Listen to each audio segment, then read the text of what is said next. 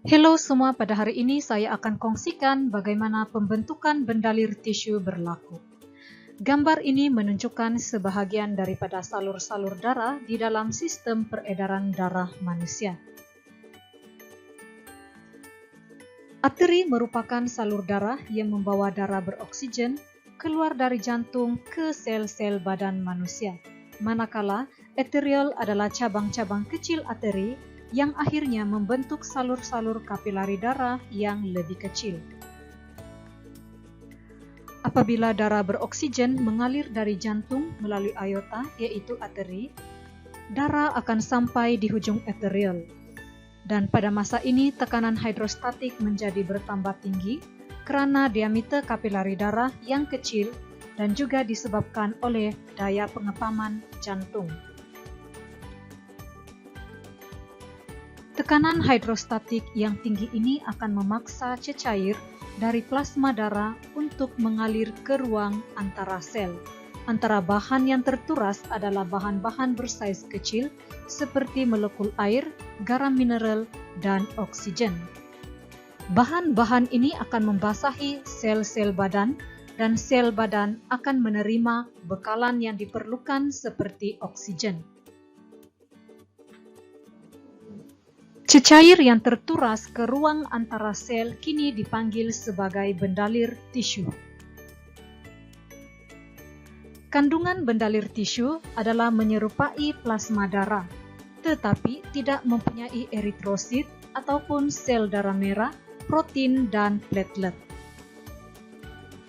Selepas pembentukan bendalir tisu, pembentukan limfa pula akan berlaku.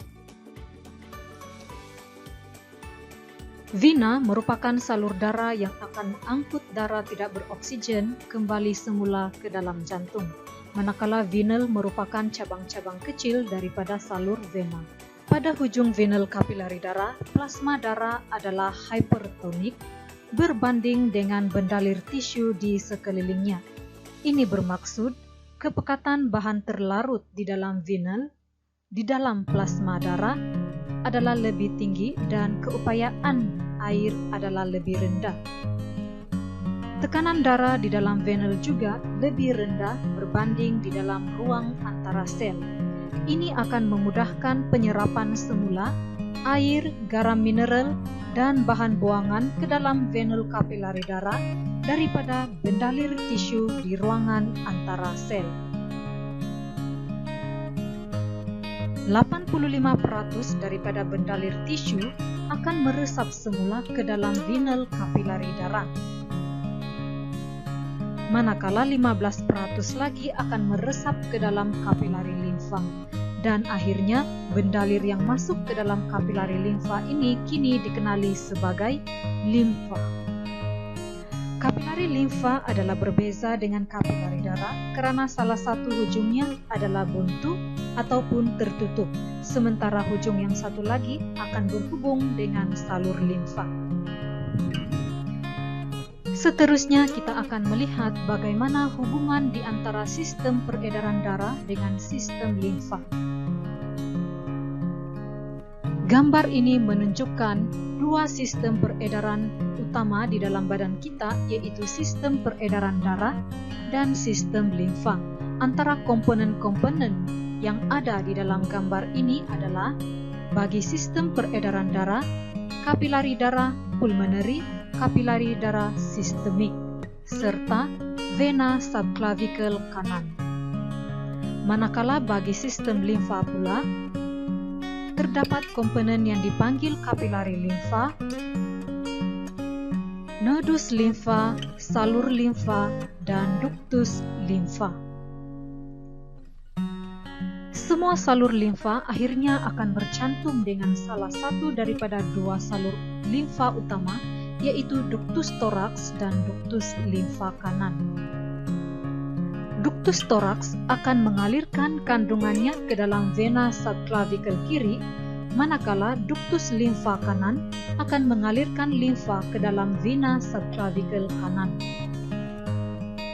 Nodus limfa menapis bakteria ataupun mikroorganisme ketika limfa melaluinya. Limfa yang terkumpul dari seluruh badan akan mengalir masuk semula ke dalam sistem peredaran darah. Seterusnya kita akan melihat perbandingan antara darah, bendalir tisu, dan bendalir limfa. Dari segi persamaan, ketiga-tiga bendalir ini mengandungi nutrien, hormon, enzim, bahan buangan, gas respirasi, dan leukosit. Perbezaan bagi ketiga-tiga bendalir ini dari segi kandungan sel, darah mengandungi eritrosit, sel leukosit, dan platelet, manakala bendalir tisu hanya mengandungi sedikit sel darah putih dan limfa hanya mengandungi sel limfosit.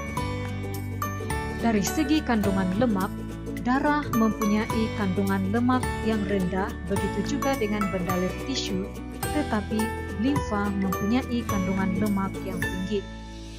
Dari segi kandungan glukosa, darah mempunyai kandungan glukosa yang tinggi, manakala bendalir tisu dan limfa mempunyai kandungan glukosa yang rendah.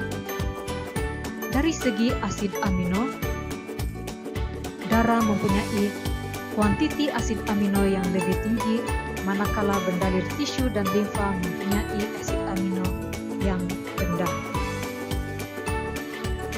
Dari segi kandungan oksigen, darah mengandungi kandungan oksigen yang tinggi, manakala bendalir tisu dan limfa mempunyai kandungan oksigen yang rendah.